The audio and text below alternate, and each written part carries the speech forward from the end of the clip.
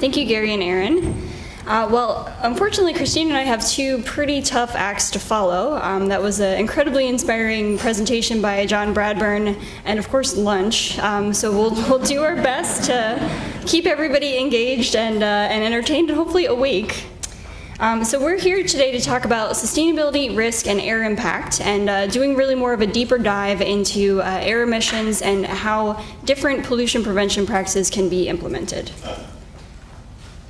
So just to give a brief overview of our presentation, we want to focus first on sustainability and how that relates to air emissions.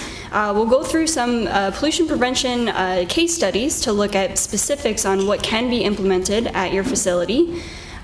Do a tie-in with compliance, because really a key to this is using existing data sets, making sure we don't duplicate work, and really saving time, because one of the keys to sustainability is making sure that you can keep up with it.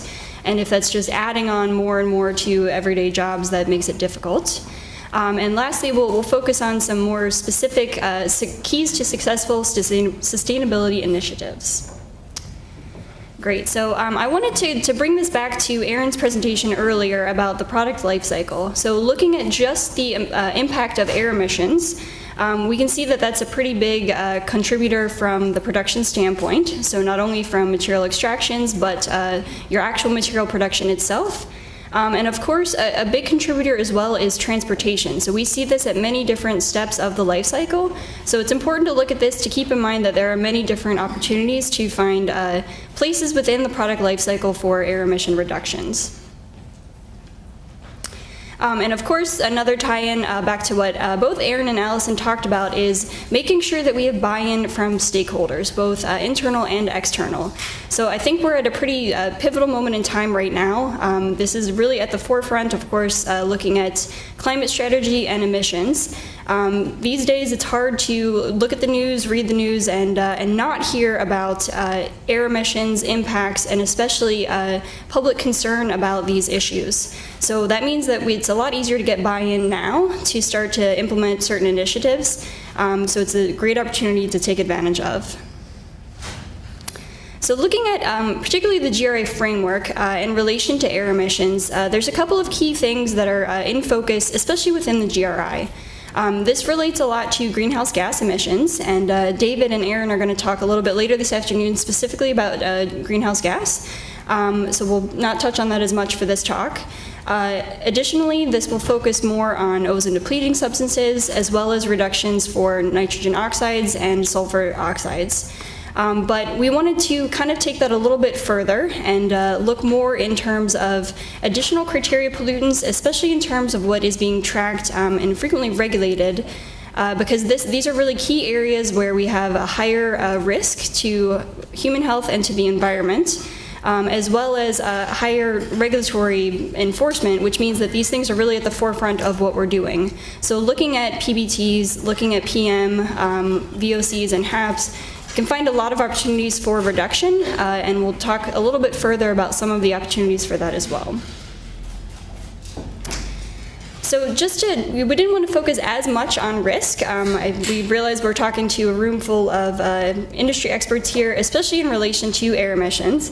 But we wanted to kind of bring to light a study that was published last week. This is related to looking at the effects of PM emissions in terms of health and life expectancy in China. So within China, especially in the north, there was a policy that was put into place to subsidize coal for home heating, and that was meant to be a benefit and a help to everyone in that area of China. But what they found was that PM emissions actually increased 46%. That was significantly higher in the north than in the south.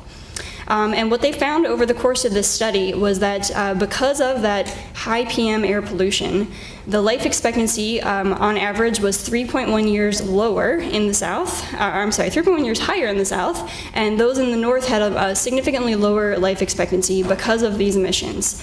They found as well that the more particulate is in the air, the more that risk increases. So one of the sound bites that I found pretty compelling from the article that was published, from an interview of the person that did this study, was that if all of China were to bring into compliance with their own standards for PM emissions, then they would save more than 3.7 billion life years. So looking at that, especially in terms of population and just the life expectancy that could change there, it's a pretty huge impact. So like I said, we wanted to focus more on what can we do. So learning from John Bradburn's speech, everyone can do their part. So we wanted to highlight some key sustainability initiatives that are already in place, especially looking at a lot of the different companies and corporations that are currently publishing sustainability reports. So this is looking at a couple of key aspects from throughout the product life cycle. So starting first with transportation and looking at ways to cut the total kilometers or miles traveled throughout the life cycle process. Looking at reductions in energy goals, that's a big contributor to greenhouse gas, so that's a key initiative there as well. And additionally looking at manufacturing, so going for zero CO2 emissions at the manufacturing plant, as well as looking at material changes for the life cycle. So these are some key aspects that we'd like to focus on a little bit more. And of course, we are at ERA all about data. It's important to be able to keep up with your metrics and your sustainability. To know what you have to do to improve, you have to be able to measure what you currently have. So looking at indicators, looking at tracking and measuring your progress from a data standpoint is very critical to be able to do this. So these are again just two examples from published reports. One looking at one pollutant, in this case NOx, for the full life cycle of making a car, and the other looking at CO2 emissions from manufacturing of wood furniture. So I wanted to talk about the old P2 initiatives. Of course, the new P2 is very critical as well, but it's important to utilize information and data that's already available. So both in the US and in Canada, we have excellent programs and information that's readily available for all companies. So you can go online and search for, by industry, by region, all different kinds of initiatives that have been put into place, learn about the pros and cons, success rates of that, and try to pinpoint more of what you can do on site at your facility.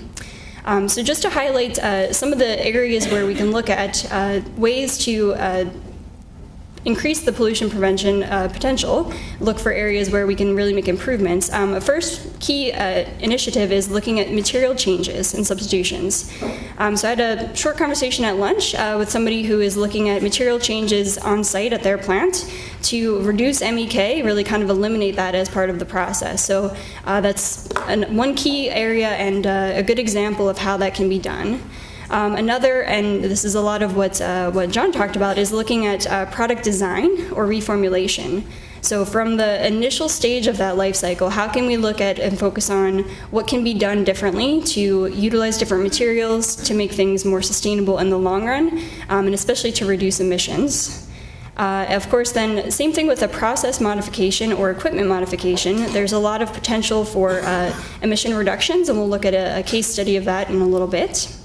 As well as spill and leak prevention. So if we can identify areas where there are leaks or waste happening, especially from an air emission standpoint, being able to minimize that and correct that will not only decrease your air emissions, but will also hopefully save money as well. And lastly, another good area to look at is operational practices and training. So these are things that sometimes aren't thought of as much, but just changing training practices, changing how people use the equipment that they have can make a big impact on air emissions. So to be able to have a successful P2 initiative, similarly to what Aaron looked at, it's important to go through a whole planning process because as we know, not only do we need to have the buy-in from stakeholders, we need to have an idea, but we also need to test it and make sure that we will not have any adverse effects elsewhere and that we won't impact quality or productivity on site. So being able to plan and look at all of these things are very critical. Once we get into actual implementation, then monitoring and tracking as you go and constantly reevaluating are also important. So this is all easy to talk about, and we wanted to look at just a few case studies that relate to a lot of the different industries in this room. So we focused for 2 case studies on different ways to make changes within solvent degreasing processes. So our first case study relates to the metal finishing industry. This particular company from this case study had been using methylchloroform, or TCA, which can inhibit reaction time and cause minor forms of damage that can impair employees especially. So that's a pretty potent chemical. They were able to switch that to a dilute limonene solution, and throughout testing found that they were able to maintain their quality. So this did provide adequate cleaning and had no adverse effects on performance. So the good thing here and what they were able to find was that through this process change, not only was that a benefit for employee health especially, but they also found a cost savings of nearly $5,000 per year and a 4.5-month return on investment. So those are pretty powerful metrics, especially when looking at P2 initiatives to be able to implement. The second case study is related to aluminum fabrication, and again with solvent degreasing. In this case, the facility was using large quantities of trichloroethylene and collecting very little of it at the end of the process. So that really translates into very high air emissions of this particular chemical. So they found that there were very hidden costs and pretty high costs related to liability and worker safety. So to be able to combat this, they implemented 2 different initiatives to be able to change and improve the process. So first they replaced TCE with aqueous degreaser and powder coat degreaser. And they also switched from pure petroleum lubricants to water-soluble coolants. So by implementing these 2 changes, they were able to eliminate 1.2 million pounds of TCE. They reduced their VOC emissions by 90%, and they saved an estimated $170,000. So just looking at that, that's huge benefits, huge changes. But additionally, they also found that they had some intangible benefits here as well related to time spent by their employees. So based on their metrics, they said that 10% of one particular employee's time was spent just monitoring this process and keeping an eye on that. They were also spending a full week on EPCA reporting, especially for TRI, related just to this chemical, and 40% of time was spent on training. So being able to change this process, eliminate that chemical, helped them a lot in terms of employee time and savings. And the last case study we wanted to talk about, this is actually an old example, and relates to the first niche app with the wood furniture coatings division and industry. So this was actually a regulatory-driven niche app and resulted in 2 pretty key changes for this industry. So the first was mandating and requiring a certain type of spray gun to increase efficiency for the spray guns, and the second was instilling best management practices and adding that in as part of the niche app and permit requirements for how paint is sprayed and applied to the part. So by adding both of these things in, it was initial cost up front, but what ended up happening was there were not only significant reduction in air emissions, but additionally big cost savings in terms of the amount of paint purchased. So when you're using a higher efficiency gun and you're spraying it appropriately, you have less overspray, lower air emissions, and all of that really translates into using less paint. Okay, so with that, I'd like to turn it over to Christine, and she'll talk a little bit more about tying this in with compliance and utilizing one data set.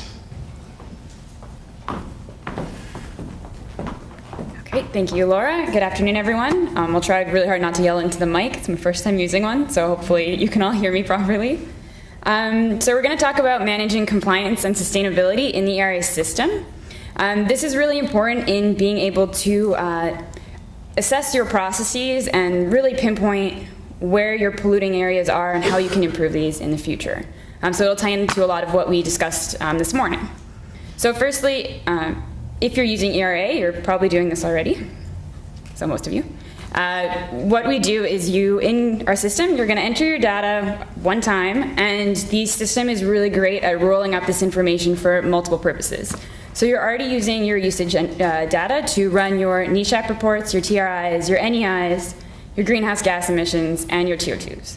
Now, the great highlight of this presentation is you're still using that same initial data set to run your sustainability reports. Okay, so how do we do this in ERA? So here you'll see our process mapping. It's probably a little small for you guys at the back, maybe even some of you at the front, so we'll run through this. The first step in entering your data in the ERA system and really get monitoring for compliance is entering your product specification, your chemical data, your data from supply chains, your AP42 factors, your CEMs, and client-specific emission factors. Now, in addition to this, we have all of your master chemicals that need to be included in ERA. So we actually maintain our master chem list. This is a huge list of over 100,000 chemicals that we upkeep in-house with all the regulations. So this is really our building block for everything we do in ERA. And we've stressed this morning that there's a huge importance placed on this level of data entry. Okay, so the next step is rolling up this usage data and mapping out your emission processes. So this goes from either inventory, which is the first box, so your purchase outputs, your receipts, or your air emission process mapping, so your chemical coding, combustion. I'm sure most of you are really familiar with this, so don't want to spend too much time here. But your emissions related to, say, tanks loading and any other processes at your facility. We also will then include or subtract your waste and your water profiles from this data to give you your comprehensive reports and your key performance indicators. So this is a huge benefit in the system. It saves you a huge chunk of time in manually tracking multiple Excel sheets and being able to just click a button and get your reports. So that's how you would monitor for compliance. So for sustainability, again, it's a bit repetitive on David and Allison's presentations, but we have these forms in the ERA software. So it's part of the sustainability module. And what we're working on right now is consolidating this so that it can actually speak to our environmental module and pull that data into these forms. So you don't, again, have to enter the same data multiple times across the platform. So everything is centralized. So here's an example of our air emission form.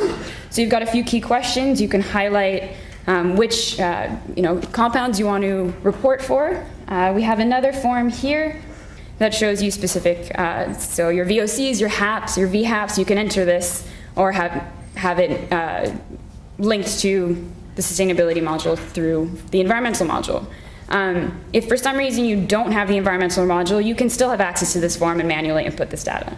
And as we've mentioned already, the key feature here is we can customize this so that it fits all your needs. If you have any specific goals or any specific emissions you want to target, we can manipulate these forms to really best answer your facility or company's needs. So now, how can you actually visualize whether you're complying to your air emission permits? So we have a KPI here. So it's a 12-month rolling report. Your y-axis is your emissions in ton, and your x-axis is the months of the year rolling up to June of this year.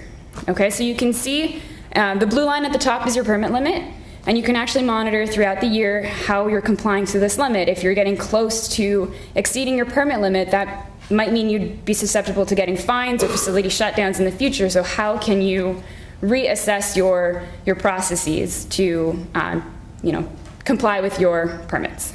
Okay. Next up is sustainability tracking. So a key feature here is this is the same chart. It's the same data. We've just now added an emission target, and you can actually see how your facility is doing in terms of responding to this target. So are you actually reducing your emissions of, in this case, HAPs, over the course of the year? So this is a hugely beneficial one-stop shop process that really lets you centralize all your data and saves you time in repeating the same calculations for different reports. Oops, sorry.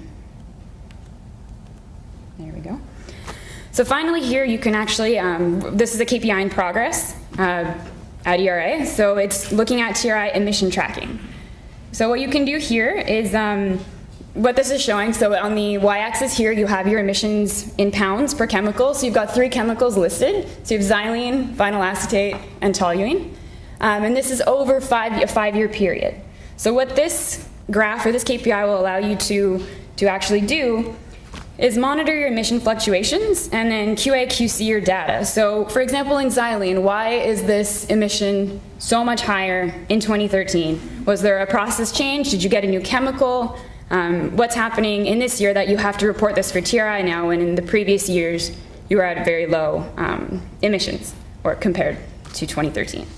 You can also use this to QA/QC your data, make sure no one misentered any information. And most importantly, you can use this to actually track your P2 emissions. So you can see, say your company wants to phase out the use of vinyl acetate. Then you can use a chart like this to go over your years and see, okay, if we want to get rid of this product by 2017, how well are we doing over the last 3 years? And here you can see the trend and the decline in vinyl acetate. Another useful component of monitoring your emission is obviously the first step in reducing it is being able to quantify it. So once you know what your heavy hitter emissions are, you can pinpoint what processes are causing these emissions and then focus your time on improving those processes. So finally, for successful initiatives, you need key aspects. So you need buy-in from corporate. You need to stay competitive and maintain your quality. Your product quality. It needs to be economically feasible. And you need to identify areas where change can have the greatest impact. So in this case, in this graph, you can see that for success, you need to incorporate corporate competitiveness, corporate sustainability, and sustainability practices. You need to lower your costs through emission reduction or processes reviews. And this can help you increase your benefits to your consumers as well as your company. Oops, sorry.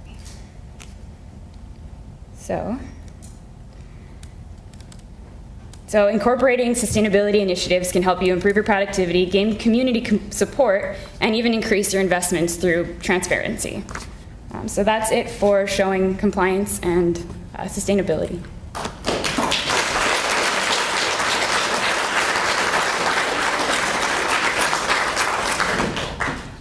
Do we have any questions?